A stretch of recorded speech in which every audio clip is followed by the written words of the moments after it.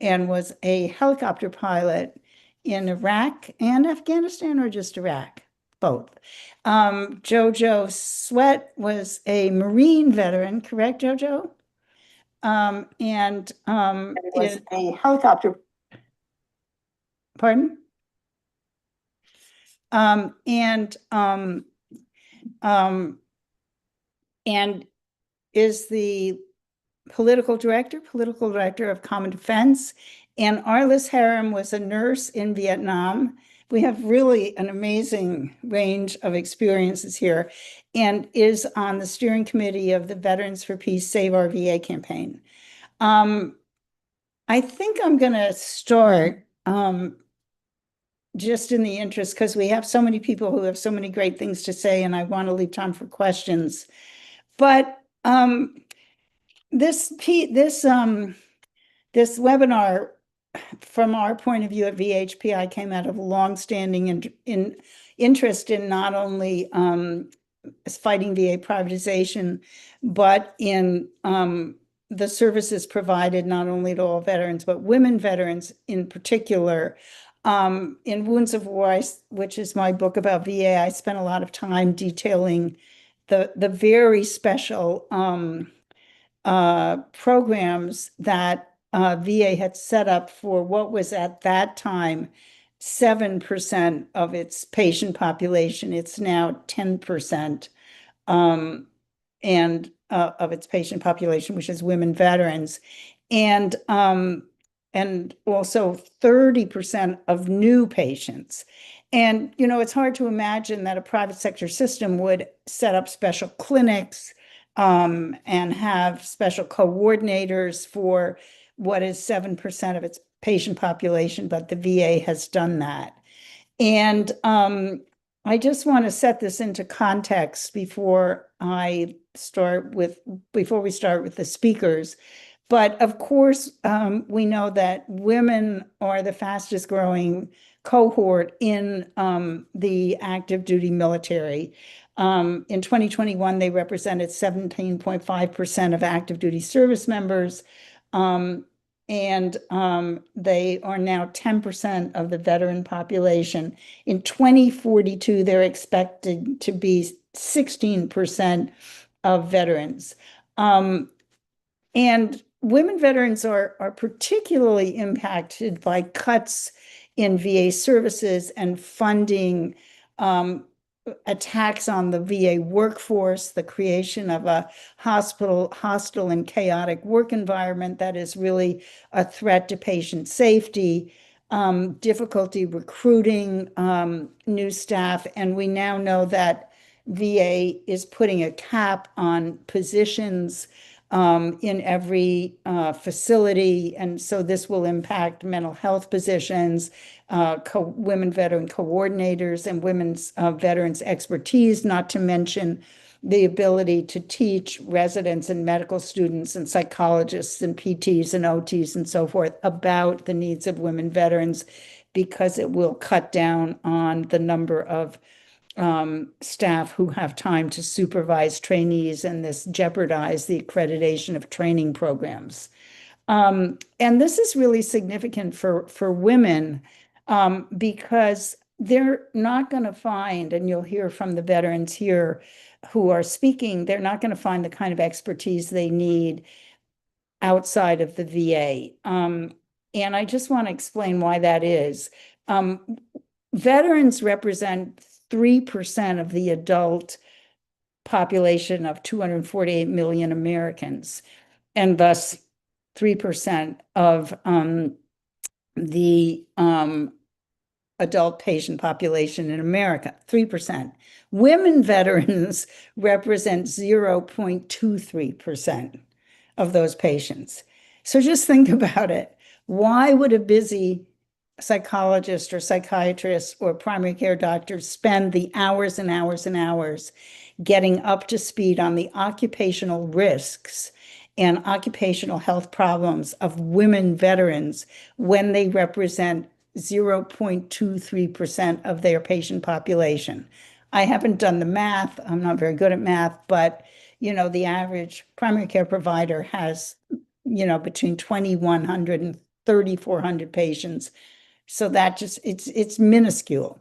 And these are practitioners who, as a recent study in 2022 showed, are so busy and overwhelmed by the needs of caring for the patients that are non-veterans that they estimated that in order to satisfy all the requirements in the national guidelines for prevention, chronic care, and acute care, an average doctor would need 26.7 hours in the day. In case anybody's noticed, there's only 24. And so the idea that people would spend time to take on to really understand the needs of women veterans, it's laughable. 25, we've lost 25% of our obstetrical service capacity in American hospitals.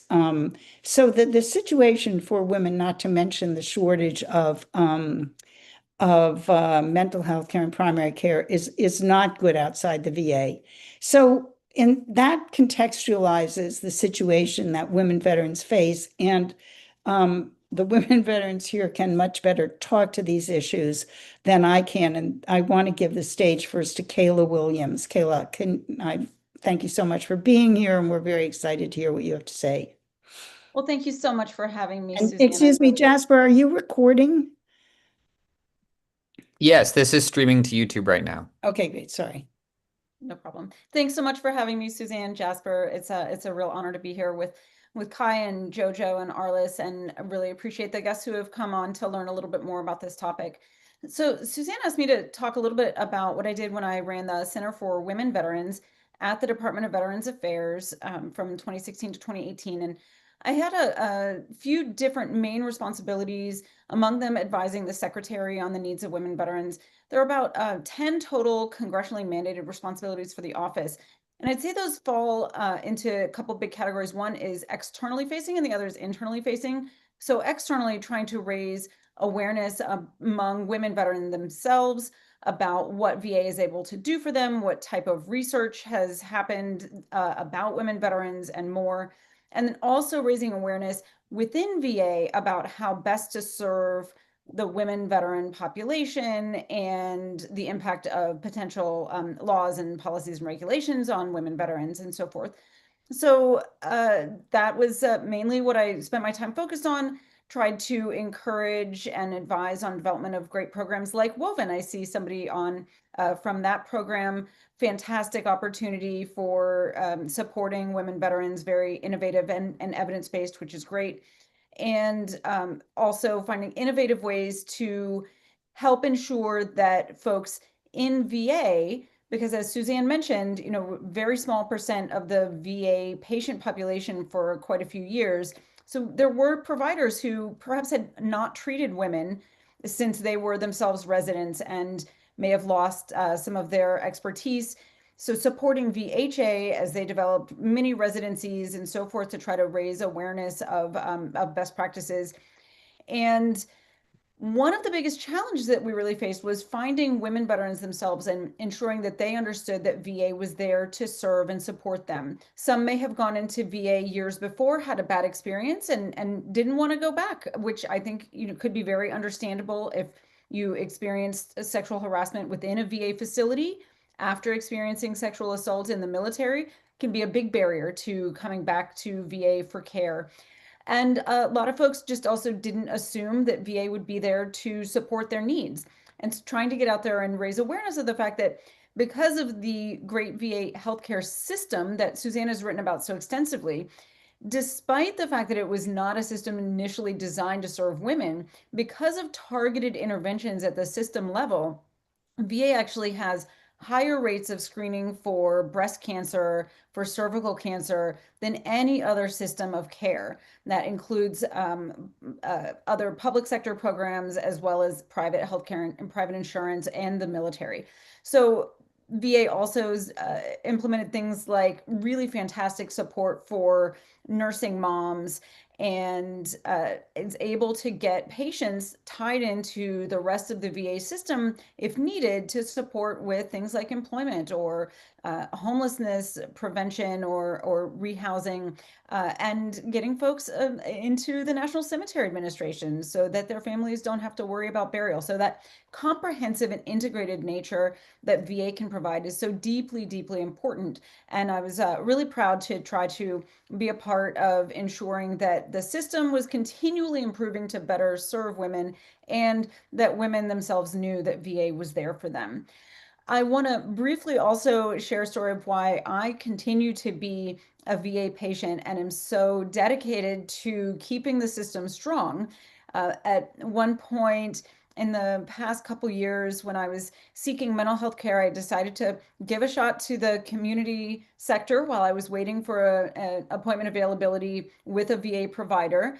And when I had my first appointment with the mental health provider in the community sector, I said one of the things I need to be able to work on with a therapist is dealing with the repercussions of military sexual trauma. I didn't say military sexual trauma. I said MST. This is a term everybody in the veteran space knows. I said, I really need to be able to talk about my MST experience. And the mental health care provider said, well, what is MST? And I'm like, I cannot come in to get mental health care from somebody who I have to educate about one of the most common triggering experiences for post-traumatic stress disorder among women veterans, though of course not exclusive to women veterans. Men also experience sexual assault and sexual harassment in the military.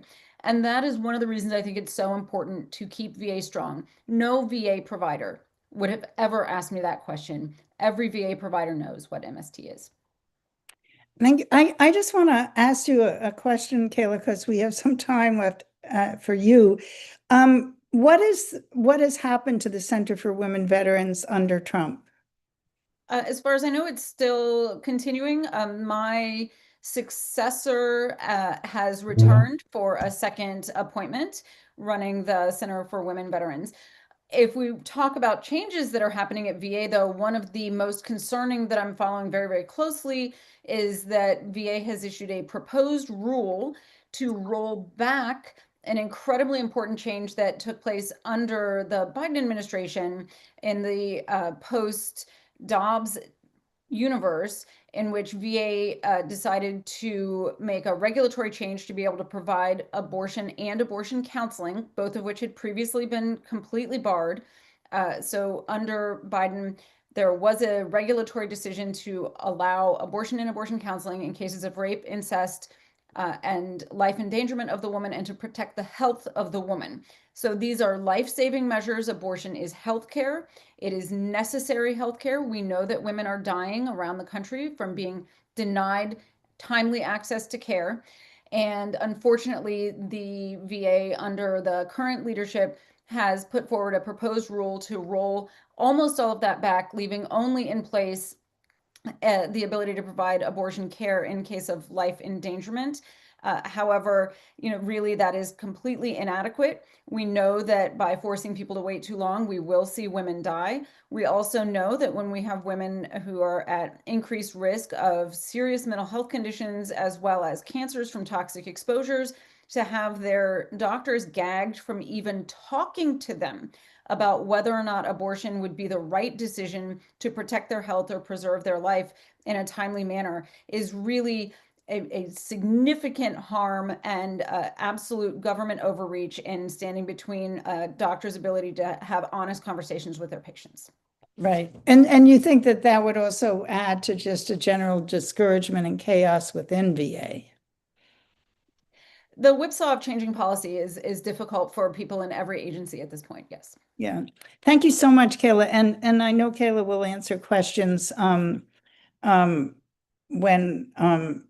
we finish with all the panelists. Kai Hunter, and I'm so thrilled for you to be here with us. I think one of the most illuminating things that you said when I did my article for the American Prospect was talking about the VA as an occupational healthcare system. And that's really important for people to know, because I think that the VA is it is the only occupational healthcare system in America, and it does what most doctors are not trained to do, which is ask about occupational risks. And so, Kai, I'm going to give you the floor to talk about that in not only in more broad term policy terms, but also in your own with your own personal experiences. Absolutely, and thank you so much, Suzanne, and being here with Arliss and Kayla and JoJo is a true honor. And not only am I CEO of Iraq and Afghanistan Veterans of America, where we represent the post 9/11 generation of veterans that um, do need specialized care based on a lot of the experiences that we had while in uniform. I am also a VA patient, and actually became a VA patient at the urging of Kayla several years ago when she was like, "Why are you not in a VA patient?" Probably more than a decade ago at this point. So, we can figure that I got the care that we have. And so when Suzanne mentioned the idea of an occupational healthcare system, I think I want to put in context a little bit what she's talking about, because it's not a term that is, I think, commonly used. We're not talking about occupational therapy, but a healthcare system that understands the occupational risks of the patients it sees and can provide both specialized screenings, but also culturally competent care to meet those needs and risks. And if we're talking about women veterans in particular, what is very important when we think about women veterans and why having a Center for Women Veterans and really the internal focus on it, right, to educating VA providers about this is that women veterans are very different than their civilian counterparts in terms of the types of injuries, illnesses, and exposures that they have had. And they are also very different than their male counterparts because, believe it or not, women are not just little men, which is often and that's a large issue with like healthcare treatment writ large.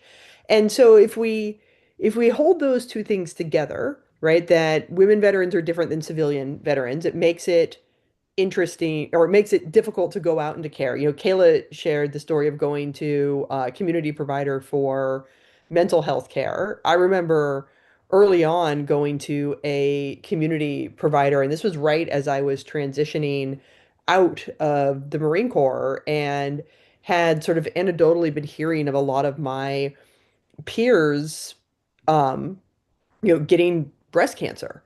And going in as a otherwise healthy woman in her 30s, on the civilian side, they looked at me like I was crazy, asking for a mammogram and asking for screening at this side, right? Of like, why would you need something like this? For me personally, I ended up developing breast cancer and getting a mammogram because of that on the other side. But I contrast it very closely to, or very, very closely to the experience I had several years later with eye cancer, where given my occupation, so I was an attack pilot, and given the more and more research that was coming out around the link between aviation and certain eye health in particular, I had a primary care physician at the VA who recommended that I was proactively screened for ocular melanomas, in which it was caught early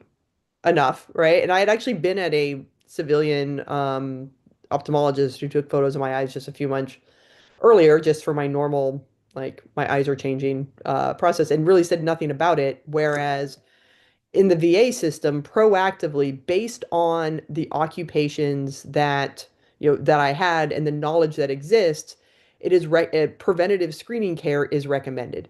And this is absolutely essential. As women are the fastest growing group, that we have specialists that understand that women present with health issues differently than men. Women also have complex exposures. Men do as well, right? We have similar complex exposures. So it's not like you're looking for just one thing often. And to the point of what Kayla was talking about before, really the way in which MST impacts not just the mental health care that we often receive, but also often our responses to physical health care that we are receiving, right? Whether who is there or what sorts of actions or activities are triggering and can bring back very, very negative experiences. And so from a, both my personal perspective of having been through the process, but more broadly, when we look at the post 9/11 generation, women continue to be the fastest growing, or were, at least we haven't seen the data in a while, but the fastest growing group and the most eligible group to serve in the military, which means that more women veterans are going to continue to be coming out the other end of the system.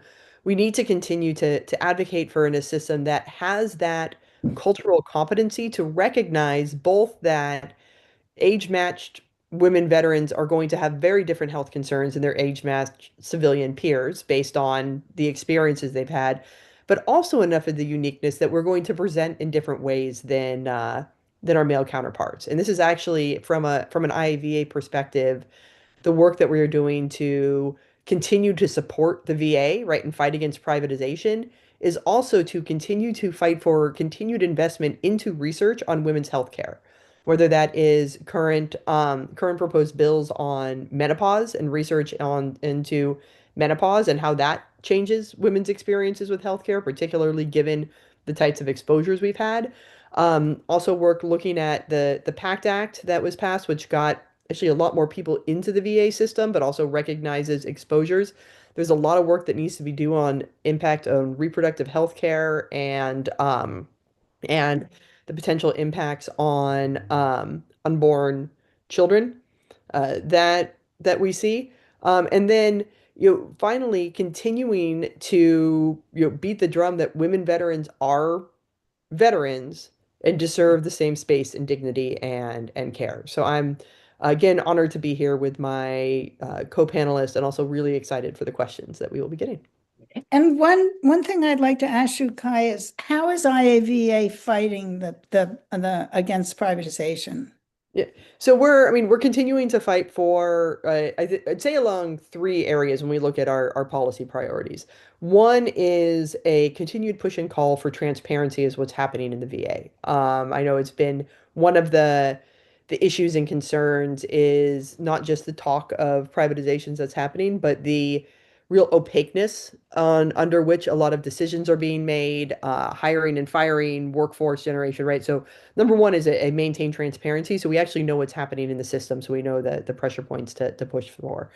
The next is to ensure that any engagement community care is not done outside of the VHA system. One of the things that we find very concerning is the proposed pilots that veterans can just go direct into community care without having any coordination.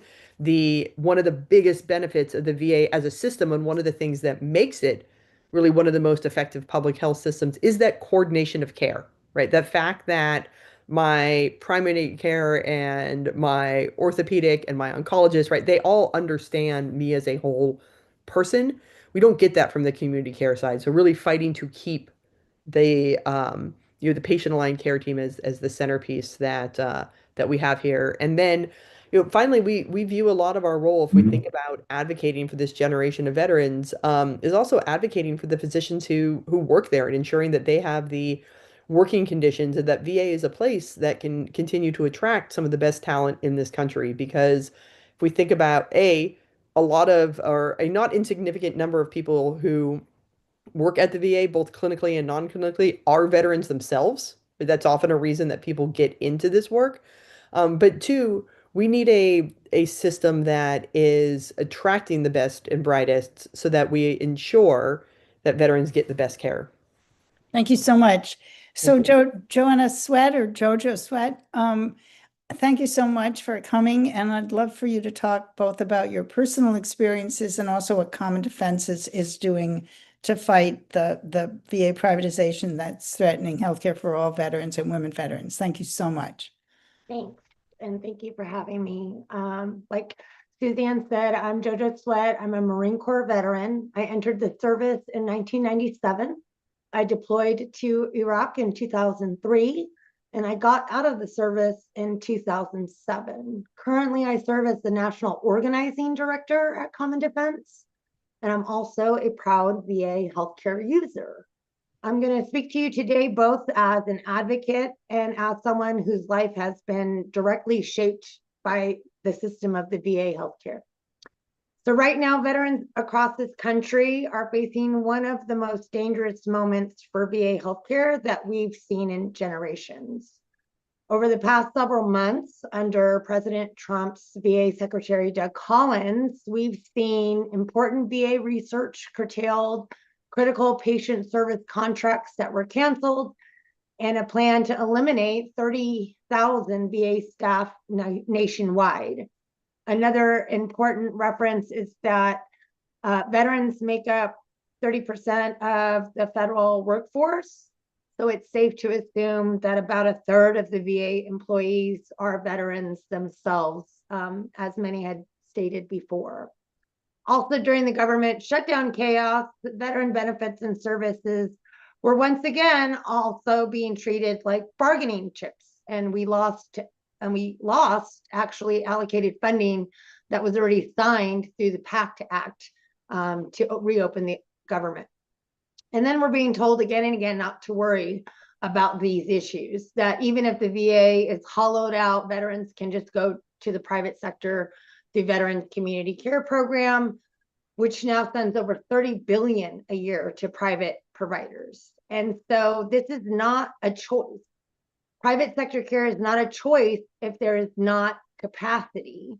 And in Arizona alone, where I live, there are over 500,000 veterans that depend on the VA, and more than 200,000 of them rely on care provided through only 3 VA medical centers, dozens of outpatient clinics. We have vet centers, nursing homes, and specialized rehabilitation facilities. And that full system of coordinated care does not exist in the private sector. At the VA, when a veteran like myself walks in, they're not just seen by a doctor. They are supported by a full care team, mental health, pharmacy, social work, nutrition, rehabilitation. That integrative model is the secret sauce at the VA, and that is exactly why it is being dismantled. In the state that I live in, Arizona, we already have a physician shortage that's 15% worse than the national average. We have a projected shortfall of 8,000 plus doctors by 2030, and all 15 counties are experiencing healthcare provider shortages. And by 2035, Arizona is already expected to have 61% of the primary care providers it actually needs. So the idea that hundreds and thousands of veterans can just go private is not just wrong, it's actually very dangerous. And that crisis becomes even worse when we start to talk about mental health care. Myself and other over 40% of veterans experience mental health challenges in their lifetime. And Arizona ranks among one of the 10 worst states in the country for access to mental health care. Even where providers exist, many won't accept insurance, they don't accept VA payments, or they're not even taking new patients at all. So what does that leave our veterans that are actually in crisis? And for women veterans, those stakes become even higher. We've lost rural hospitals, obstetrics units have shut down, entire counties are becoming what were called maternity care deserts. And now with Medicaid cuts advancing, private hospitals are closing even faster. That means, like what was discussed before, if a woman veteran who is pregnant, who has experienced military sexual trauma, who needs specialized reproductive care, she may simply have nowhere to go outside of the VA. And this is where I want to speak personally. I got out of the Marine Corps in 2007. Back then, the VA was absolutely not set up for women like me who deployed. There were no dedicated women's clinics, period, anywhere. There were no trauma-informed systems. My very first experience inside the VA was isolating, degrading, and extremely chaotic. Many women like myself just stopped going, not because we didn't actually need the care, but because the systems there were just not built for us. So fast forward to today, after many years of advocacy and going to the Hill and testifying and getting VA Senate committees on board and VA secretaries, the VA has become a much better system. Because of those years of organizing and advocacy, women veterans finally have dedicated clinics. We have gender-specific care, we have maternity coordination, and we definitely have trauma-informed services. And those are the exact services that they want on the chopping block. We are watching in real time the slow privatization and defunding of one healthcare system that has actually been built to understand veterans and to treat them so that they can have a life where they thrive. And let me be clear, 92% of us veterans want the VA improved and expanded and fully funded, not dismantled. This isn't about efficiency. It isn't about choice. It's about profit. It's about shifting public dollars into private hands, even when that shift will leave veterans stranded. Every member of Congress loves to say they support the troops, but support is not a slogan. Support means funding. Support means staffing. Support means access, and support is care. If the VA Senate Committee truly believes they owe a sacred duty to veterans, then they should be fighting to stop the outsourcing, to stop the staff cuts, to stop the privatization, and fully fund the VA as the life-saving system it truly is. And that's where I want to close about Common Defense. At Common Defense, we're a multiracial, intergenerational movement of veterans and military families organizing to defend democracy in our communities. And right now, one of our top national efforts is our VA Not for Sale campaign. We are fighting back against that VA privatization. We're fighting against budget cuts, staff reductions, and the dismantling of veteran-centered care. And we are doing that through town hall, direct pressure meetings with members of Congress and Senate, media pressure, veteran-led organizing, and public accountability. So my ask to you today is, if you are a veteran, your voice has power. If you are a family member, your story matters. If you are an ally, we also need you in this fight, because the truth is simple. If we don't fight for the VA, someone else will sell it. The VA is not for profit. It's not for shareholders. The VA is for veterans, and we are not backing down. Thank you. Thank you so much. Thank you, Jojo and Arliss. I'd love to hear what you have to say. Well, Jojo just let you know the mission of Save Our VA, which is to fully fund, fully staffed VA and make it available to all veterans. I came to SOVA through our local Veterans for Peace chapter. And in 2020, early 2020, just before COVID, went to DC and found out that meeting legislators is not really all that hard to do. It was sort of beyond my comprehension, but I joined people and I ended up on a national committee where I've been working since then. One of the things, I've been getting my care from the VA for about 20 years now already. Want it, love it. My roommate is envious of the care that I get.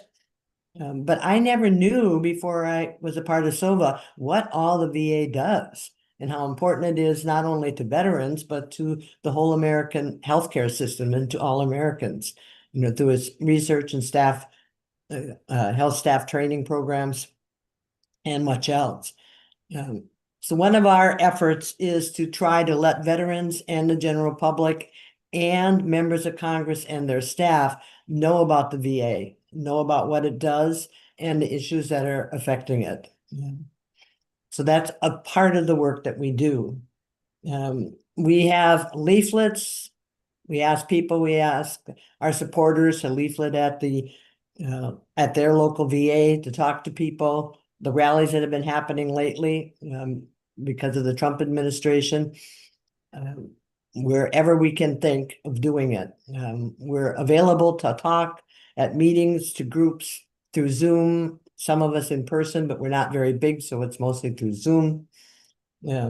Participating in webinars such as this. And we're a small group, but recently we have somebody come on board who's going to try to strengthen our networking efforts, because we need to expand to get our influence greater. The other thing that our major activity is advocating for the VA with Congress. We've gone to DC 4 times now. The last was last April. We visited 19 members at that point. And we also, throughout the year, try to meet with any members of Congress that we can get a constituent to join us with. Most of those are via Zoom then. When we go to DC, we can meet with the Veteran Affairs Committee members, which is why we can see so many. But to visit other members, you need a constituent to get you in the door. So we open to anybody who is willing to join us to set up a Zoom meeting and talk to your constituent, to your member of Congress about the VA and about your concerns and your interest in keeping a strong VA. Thank you, Arliss. That's great. I'm gonna cut this off a little because we're running out of time and I want to leave time for questions if that's all right. That's good. And so Jasper, are you moderating for questions? Yeah, sure. I mean, there's a lot of good discussion in the chat. I mean, there's someone talking, for instance. I mean, this is just kind of evidence of the sort of backwards attitudes in many congressional offices. I think this was a Colorado constituent talking about just sort of the benefits of free market care, and that's sort of where things are headed with veterans care. Obviously, this discussion, I think, really sort of refutes that as a panacea in any way, shape, or form. I mean, a lot of people are talking about, sort of how to push back on this. I mean, I wonder if you guys have specific ideas of like congressional. I don't know if there are sort of where the best levers here are right now to secure impact and push back on this, whether that's congressional or, executive. So maybe you guys could talk a little bit about sort of how to, re-empower women veterans in these troubling times. Kai, do you want to take a crack at that? And also maybe take a crack at this idea that free market care is, somebody said, I spoke with my congressman's office last week about veteran care. I was told that Colorado Spring is moving toward free market care. I am not familiar with this phrase. So I'll start with that one because without knowing the context or engagement of that conversation, I don't know either what they are talking about. So and I don't want to speculate because things like the Colorado Springs VA doesn't have the authority to just choose where they send their people either. Now, it could be very much that given the staffing at that particular place, they needed to rely more on community care, but free market care is not something so I would need a whole lot more understanding and context to be able to answer a question as to what they are talking about for that one because and I don't want to speculate like if it was part of a hearing or an individual meeting. If there's more context I can, but in terms of getting involved, I think there's many ways, as Arliss mentioned, individuals can go and meet with their members of Congress. That's something that is your right to petition your member of Congress to work that way. There's also a lot of really great work in organizations that are focused just on women's veterans to get involved with, as well as organizations like IAVA, I'll plug, that has a program that we refer to as our cavalry for folks to get specifically trained to go to the Hill and advocate. I know Common Defense brings people to the Hill frequently. Whiskey, which is a Women in Service Coalition, brings people to the Hill, right? So the there is that direct route to go push towards your members of Congress. But I think there's also a real need for community engagement and storytelling so folks know who we are, right? That we are members of communities. And it's everything from who shows up at Veterans Day activities, right? Whether they are activities at schools or they are Veteran Day, parades or events in the communities. Women veterans being a visible presence is also very, very important because I think often it gets pushed back on the woman veteran or this very small group that you need to be your own self-advocate. We can't do any of this work without civilian advocates and civilian allies in the fighting for us too, right? As Suzanne has mentioned, we are a very small part of the population, right? So there is also, I think, a way that without having to go to DC, without even having to get into the full like policy world, the first step is being visible, right? And who are we elevating and whose stories do we tell? Because it truly is part of the if you can see it, you can be it. And if you can see it and you know it, and these are members of communities that are known, it's much harder for you to say, oh, well, we don't care what happens to them, right? We don't care what happens to women veterans, right? Because if you look at the numbers, it's like, oh, it's a very small number of the population. So what does it really mean? But when it's like, oh, it's Kayla, who I know from, the work that she's doing volunteering with me in our kids' class, it's much harder to sort of disassociate from that. And so I think step one is showing up in community and being a part of being a part of the broader veteran narrative, which makes it a lot harder to undermine us. I wanted to ask on that note, I wanted to ask Arliss and then Jojo to describe the kind of training. I mean, when you went to DC, I know that there were people who helped train you as advocates. Arliss, could you talk about that? And Jojo, maybe could you talk about the Common Defense Organizing Institute, Arliss? Well, actually, Common Defense provided us with our Right, training. right, that's true. Um, we find when we go to DC, this last time we went just in basically SOBA steering committee members.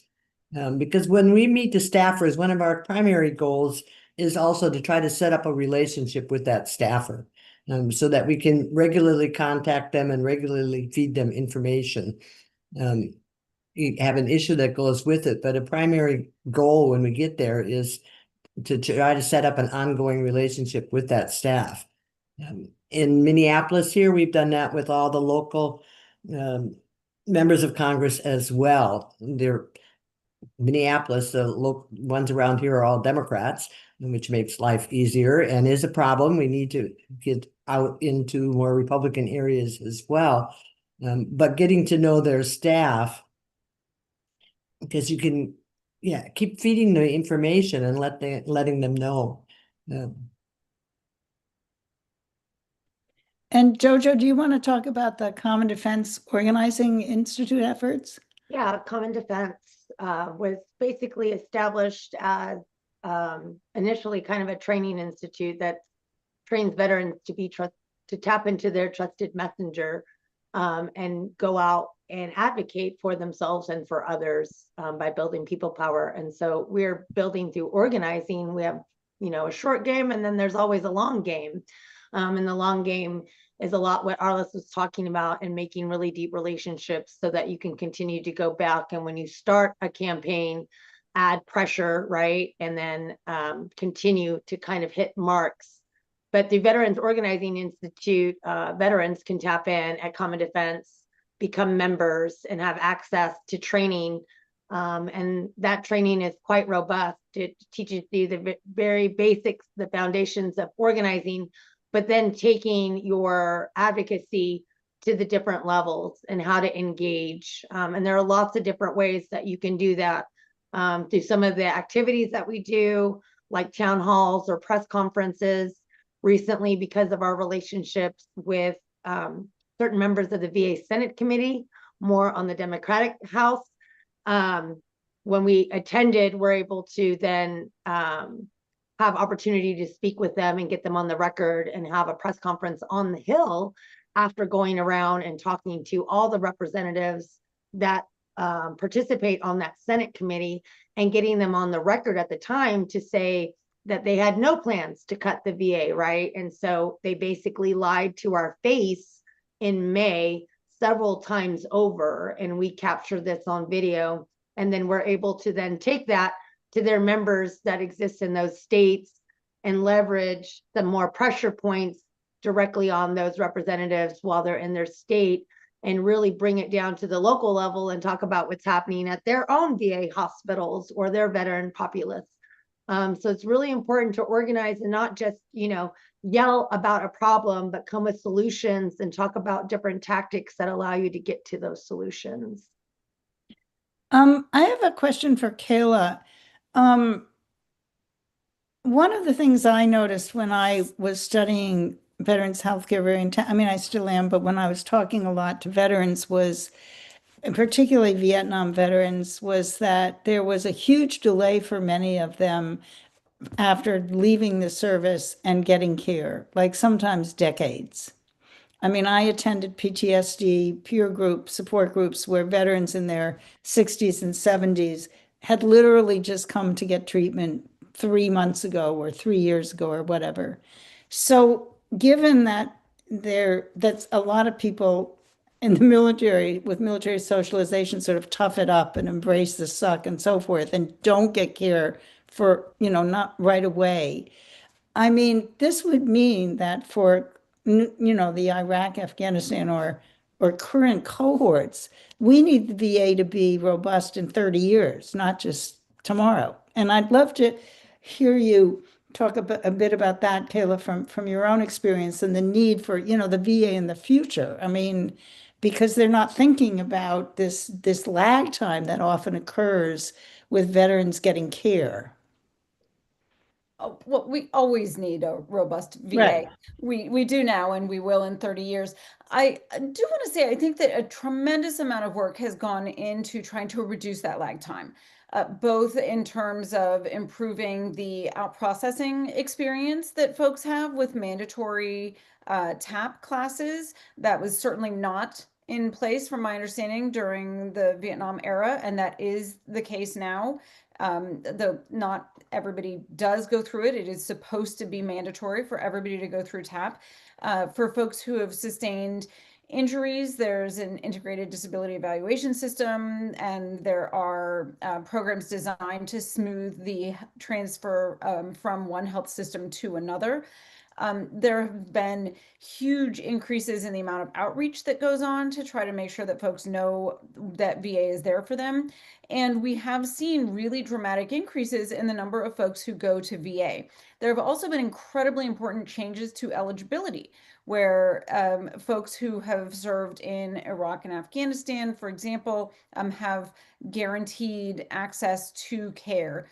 Folks who have been exposed to toxins have guaranteed access to care, and big outreach efforts have gone on to make sure that people actually know about this. Finding every single person, of course, is very difficult, but I think there's been a huge effort undertaken to get more people to enroll into the care and benefits that they earn through their honorable service, and to get that to happen faster.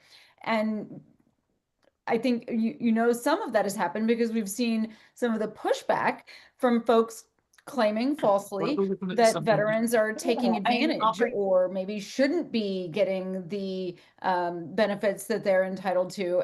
But we are seeing a far higher percent of folks enroll in VA care and apply for and use VA benefits at much earlier rates than in previous generations. And that, to me, is a trend that we should be encouraging and amplifying so that we can get folks into the system that's designed to serve them sooner and hopefully keep them for a lifetime.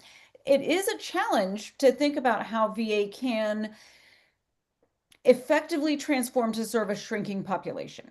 And we do know that the healthcare needs are going to continue to grow as folks age, but the sheer number, the raw number of veterans is declining fairly rapidly. And some difficult thought needs to go into how to preserve a strong direct care system as the number of veterans shrinks and as the distribution of the veteran population changes around the country. Thank you. Do folks, Jasper, do people have any questions where they raise their hands? Can we, I mean, I don't know how I can't really monitor that, but Yeah, I mean, if I would prefer people probably just write questions in the chat, but if people want to speak now, they can raise their hands and I can try to field those. But yeah, there's nothing right now that I'm seeing. Um, So Susan Baldwin says, while I appreciate all of the presenters' thoughts and comments, what I'm not seeing is any meaningful effort to right the wrong or to stand up against VA employees who are violating federal law, federal relations, and amending VA directives. I'm not sure what you're talking about there, but so I don't really know how to answer that question. Accountability. Well, I want to say about VA accountability that I'm sure there are people in any organization that has 400,000 employees who get up on the wrong side of the bed and who, who are, I don't know, not doing a great job. But I think one of the things that really needs to be pointed out here is that the VA is the most accountable healthcare system in America. There is no healthcare system that has more oversight, where you know more about any problem that occurs than the VA. And many of the problems that occur in the private sector system are hidden because you often have to sue privately through a lawyer, and only 2.6% of malpractice cases are actually of legitimate malpractice cases are ever brought to any kind of lawsuit. And often when those cases are won, they're covered by a non-disclosure agreement, so you don't know anything about them. I mean, we know about every hiccup in the VA, everybody who does something wrong, because we have the OIG, or at least we do. With the GAO, we have Congress, or at least we did, and we have the media. So, I just wanted to address that. We have like 5 minutes, and I would love to ask each of the speakers to just, what do you want people to know and do, just to reemphasize in closing up this important session about what needs to be done to protect VA and to bring the issues of women's veterans to the fore. So I'm going to start in order. Kayla? I'm sorry, I was looking up the IG website to try to drop in to help out anybody who wants to use that as another way to file a complaint. That may be the wrong one. So could you repeat the question? Apologize. Yeah, I mean, I'm just asking, you have a minute or 2 minutes to tell people whatever you want here, and about what needs to be done and so forth. And so I think if I were to give one urge right now for everyone, it would be to contact your members of Congress and urge them to not support the Access Act. I think that is one of the most dangerous proposals out there right now that would really weaken the VA direct care system. So I think that'd be my biggest call to action right now. right. And if anybody wants to know more about the Access Act, they should go to our website. Russell Lemley, who is on the call. And Russell, actually, I'm going to ask you to just very briefly just tell people what the Access Act is, because we have a minute. So could you just do that? I will do that, Suzanne. And really, we're talking about one provision of the Access Act, which is a rather complex piece of legislation, but there's one provision in it that Kayla is referring to. which is a pilot, which would allow mental health care in 5 regions of the country to be directly accessed, bypassing the VA, eliminating VA in its authorizing role and its coordinating role and its oversight role. And this is really a foot in the door for what would then become a cascading series of events leading to what Kayla was referring to, which is basically VA being transformed into more of an insurance card type of provider of care, insurer of care and payer of care rather than a provider of care. So we're talking about a provision in there that would be extremely dangerous. We have pieces of it, as Suzanne said, on our website. And maybe Russell, you could just conclude by talking about the CBO score and how much it would really cost. Yeah, the answer to that is the CBO has scored it.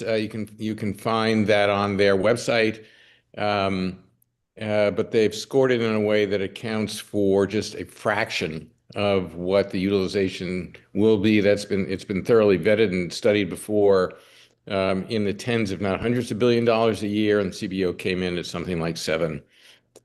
So it's an underscored, which therefore doesn't generate the kind of understanding about why would be dangerous and way too exorbitant. Great, thank you so much.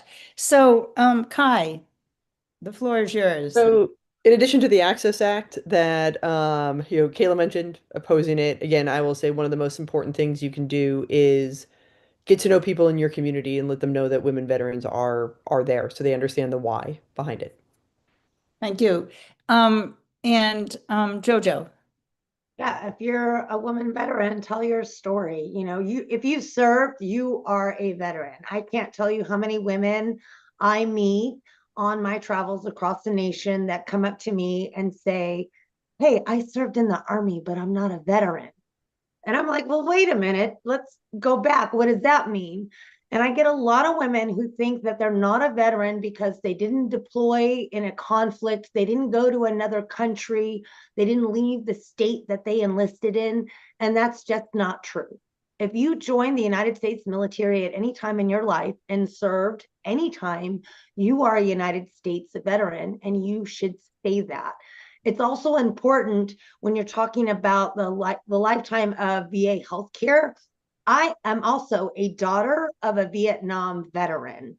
Therefore, I probably have other health issues that are attributed to my dad, who served in Vietnam twice, who was exposed to Agent Orange. And so a lot of my healthcare when I got out of the military is also through a program called MVP, which took a lot of historical evidence.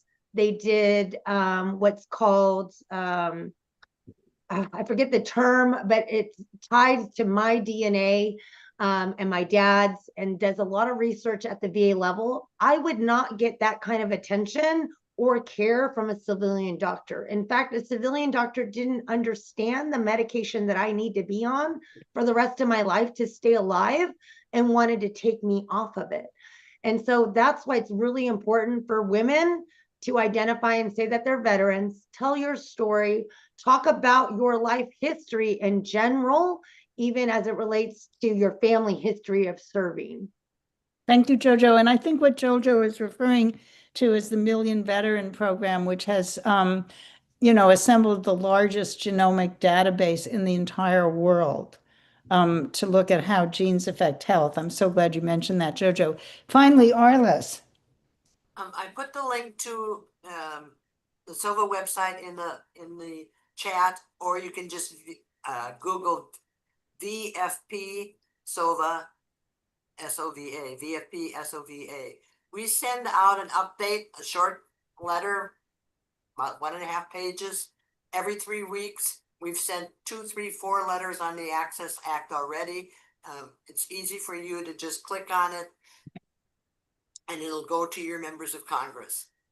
It's easy to do, and we need more letters to go in support of that. Thank you. And this has been so exciting. And I just want to reiterate that, I always tell people when I'm doing trainings about political stuff is talk to 10, and tell your story to 10 people. Talk to people in the VA, talk to people in your family. Not only can you call your congressperson, but you can get your family members and your friends to do it. It only takes like 5 minutes, or write a letter. It only takes a second. And I think that this is so exciting because I think what we're seeing is a group of people led often by women who are fighting back against an administration that is really trying to destroy not only clinical care for veterans, but research and teaching that benefits all Americans. And this is an amazing group. And if anybody can stop it, we can. And we're very happy to have had you. We'll have this will be recorded. So anybody who wants a recording, Jasper, how can they access the recording? I know you're going to send a link out to everybody who signed up, but will it be also on our website? Yeah, it'll be on our website and also on YouTube at the Veterans Healthcare Policy Institute. So thank you so much. And it has been an honor for me to work with you all, and we look forward